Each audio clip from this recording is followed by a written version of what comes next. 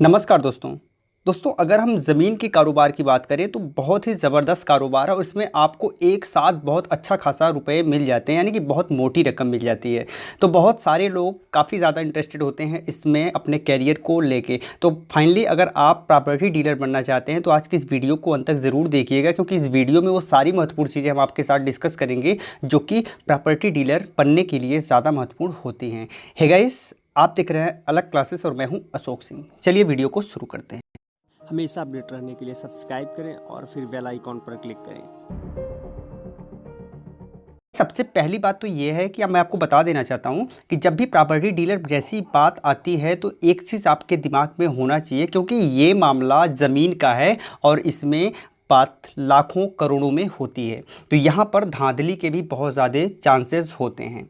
इसलिए पहले क्या होता था, जो लोग भी प्रॉपर्टी डीलर बनना चाहते हैं उनके लिए कोई रजिस्ट्रेशन प्रोसेस नहीं होता था, वो डायरेक्ट बेच और ख़रीद सकते थे। लेकिन अब इसको देखते हुए, क्योंकि बहुत सारी धांधली हुई हैं, उनको देखते हुए फाइनली सरकार ने रेरा में रजिस्ट्रेशन करवाना अनिवार्य कर दिया है। तो अगर आप प्रॉपर्टी डीलर बनना चाहते हैं तो सबसे पहली बात तो ये है कि आपको रेरा में रजिस्ट्रेशन करवाना पड़ेगा। इसके लिए कुछ डॉक्यूमेंट्स आपको सबमिट करने पड़ेंगे, जैसे आईडी प्रूफ, एड्रेस प्रूफ और भी बहुत सारी चीज़ें।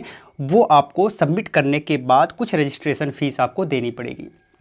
रजिस्ट्रेशन फ़ीस पहले बहुत ज़्यादा हुआ करती थी, लगभग 25,000 रुपये के करीब हुआ करती थी, लेकिन अब इसे कम करके केवल और केवल 2,000 रुपये के करीब कर दिया गया है। तो यहाँ पर ज़्यादा रजिस्ट्रेशन फ़ीस आपको नहीं देना पड़ेगा और ये सिर्फ एक बार आपको देना पड़ता है। और जैसे ही आपने फाइनली रजिस्ट्रेशन फ़ीस सबमिट करके और डॉक्यूमेंट और जो भी महत्वपूर्ण चीज़ें हैं वो सबमिट करके जैसे ही इसे सबमिट करा तो आपका रजिस्ट्रेशन नंबर कुछ देर में आपको मिल जाता है। और फाइनली जैसे ही आपका रजिस्ट्रेशन नंबर आपको मिलता है, आप एक रजिस्टर्ड प्रॉपर्टी डीलर बन जाते हैं। तो एक प्रोसेस है प्रॉपर्टी डीलर बनने का, और फाइनली रेरा में रजिस्ट्रेशन के माध्यम से ही आप एक सफल प्रॉपर्टी डीलर बन सकते हैं। क्योंकि अगर आपने रेरा में रजिस्ट्रेशन नहीं करवाया है तो आप इनलीगल काम कर रहे हैं और कभी भी आपको खतरा हो सकता है।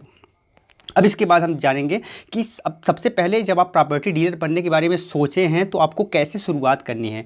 तो गाइस, सबसे पहली बात तो ये है कि ये बड़ा ही रिस्क का मामला होता है। इसमें आप किसी को ज़मीन या फिर किसी को कोई बड़ी प्रॉपर्टी बेचते हैं तो आपको उसके बारे में बेसिक्स बिल्कुल क्लियर होनी चाहिए। अब इसके लिए आपको क्या करना है कि कोई रियल इस्टेट कंपनी है उसे ज्वाइन कर लेना है। प्रयास करिएगा जो अच्छी कंपनी है और मार्केट में भी बहुत अच्छी खासी डिमांडेबल है उस कंपनी को आप ज्वाइन करिए, या फिर किसी बहुत ही अच्छे ब्रोकर्स को आप भी ज्वाइन कर सकते हो। यानी कि कोई प्रॉपर्टी डीलर जो बहुत ही नामी गिरामी है उसको आप ज्वाइन कर सकते हो, उससे काफ़ी ज़्यादा आपको बेनिफिट मिलेगा। पहली बात तो ये है कि कोई कंपनी या फिर कोई ब्रोकर आप ज्वाइन करोगे तो आपको इस लीगल टर्म्स की जानकारी आपको हो जाएंगे, जैसे कि जब आप ज़मीन किसी को बेचते हो तो कैसे आप उनको रजिस्ट्री होती है इसके बारे में आपको जानकारी मिलेगी, ठीक है। और साथ ही साथ अगर आप किसी को रेंट पर देते हो तो जो रेंटल एग्रीमेंट होता है वो एग्रीमेंट आपको कैसे तैयार करना पड़ता है। तो ये जो महत्वपूर्ण कागजी जानकारी है वो आपको अच्छी खासी जानकारी हो जाएगी और जो कि बहुत ज़्यादा इम्पॉर्टेंट होती है। साथ ही साथ आपको ज़मीन कैसे ढूंढनी है, कौन सी ज़मीन बेहतर है, और अगर अभी उसका मार्केट में रेट क्या चल रहा है, और जो रेट चल रहा है वो एक्चुअल में मार्केट रेट है या फिर आप ज़्यादा देने जा रहे हैं या फिर आप कम देने जा रहे हैं। तो ये सारी चीज़ें आप उनकी यानी कंपनी यानी रियल इस्टेट कंपनी या फिर ब्रोकर के साथ जुड़ने पर आपको पता हो पाएगा। इसके साथ ही साथ आपको अपने कम्युनिकेशन स्किल को लगातार बढ़ाना है, क्योंकि कम्युनिकेशन स्किल यहाँ पर बहुत ज़्यादा मैटर करता है। जो भी आपका क्लाइंट होगा उससे आपको प्रभावित करना पड़ेगा। इसमें बहुत ज़्यादा कंपटीशन होता है, तो अगर आपके पास एक्स्ट्रा ऑर्डिनरी स्किल है तो आपको यहाँ बेनिफिट मिलते हैं। तो इस प्रकार से आप किसी रियल इस्टेट कंपनी या ब्रोकर से जुड़ के सबसे पहले शुरुआत कर सकते हैं। 1 से 1.5 साल 2 साल अगर आप उनके साथ काम करेंगे तो आपको अच्छी खासी जानकारी हो जाएगी। एक चीज़ आपको ध्यान रखना है, जब आप किसी कंपनी को ज्वाइन करें तो उस कंपनी के बारे में पहले अच्छी तरीके से छानबीन कर ले, जिससे फ्यूचर में आपको प्रॉब्लम ना हो, ठीक है। तो आप इस प्रकार से किसी कंपनी को ज्वाइन करके अपने कैरियर को स्टार्ट कर सकते हैं। अब जब आप अपने कैरियर को स्टार्ट कर लेते हैं तो उसके बाद फाइनली आप चाहें तो अपनी ऑफिस खोल सकते हैं। अपनी ऑफिस खोलने से फ़ायदा ये होता है कि लोग जो आपके क्लाइंट होते हैं वो डायरेक्ट आपसे संपर्क कर सकते हैं और आप खुद का आपका एक मुकाम होता है। अदरवाइज़ आप किसी रियल इस्टेट कंपनी से जुड़कर भी फुल टाइम काम कर सकते हो, वो सब आपके ऊपर है। यहाँ पर जो महत्वपूर्ण क्षेत्र होते हैं प्रॉपर्टी डीलर के, वो कुछ कमर्शियल और रेजिडेंशियल होते हैं, जिसमें आप मकान बेच सकते हो या फिर किसी मकान को किराए पर दे सकते हो या फिर आप किसी ऑफिस को किराए पर दे सकते हो और प्लाट भी आप बेच सकते हो। तो ये सारे जो इसके महत्वपूर्ण क्षेत्र होते हैं जिसमें आप काम कर सकते हो।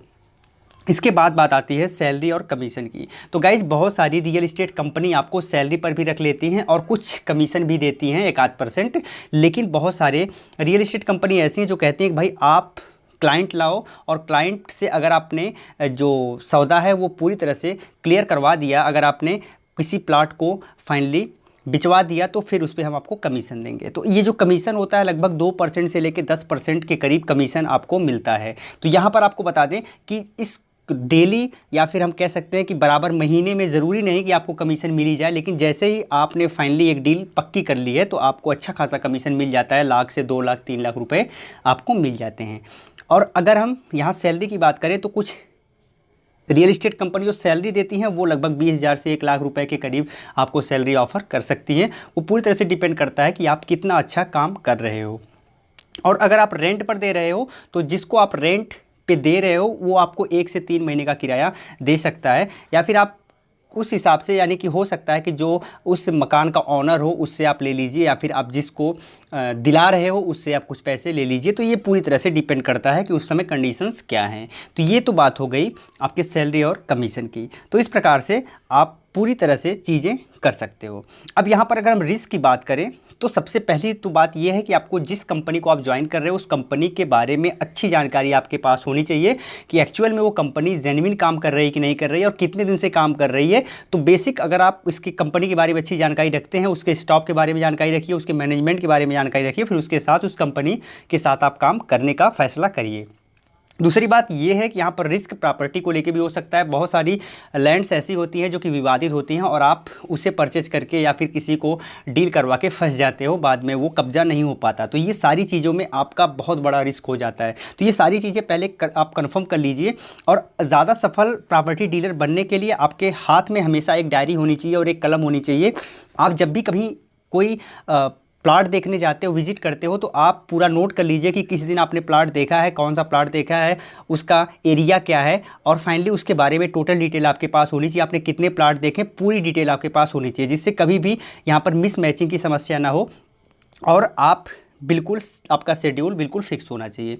तो ये कुछ महत्वपूर्ण चीज़ें हैं जो कि एक सफल प्रॉपर्टी डीलर आपको बनने में मदद कर सकती हैं। हे गाइस, ये वीडियो अगर आपको अच्छी लगी हो वीडियो को लाइक ज़रूर करिएगा, शेयर करिएगा। पहली बार अगर आप हमें विजिट कर रहे हैं तो आप हमें सब्सक्राइब करके घंटी पर भी क्लिक करके सभी नोटिफिकेशन को ऑन कर लीजिएगा, जिससे फ्यूचर में हमारे वीडियोज़ आपको मिलते रहें। यहाँ पर मैं आपको बताना चाहता हूँ कि फाइनली अगर आपको रेगुलर प्रॉपर्टी डीलिंग या फिर हम कह सकते हैं कि रियल इस्टेट से संबंधित वीडियोस चाहिए या फिर आप म्यूचुअल फंड, शेयर मार्केट या फिर नेटवर्किंग मार्केट से संबंधित आपको वीडियो चाहिए, तो आप फिनटेच यूट्यूब चैनल को सब्सक्राइब कर सकते हो। लिंक इसी वीडियो के डिस्क्रिप्शन में मिल जाएगी। बहुत बहुत धन्यवाद। जय हिंद।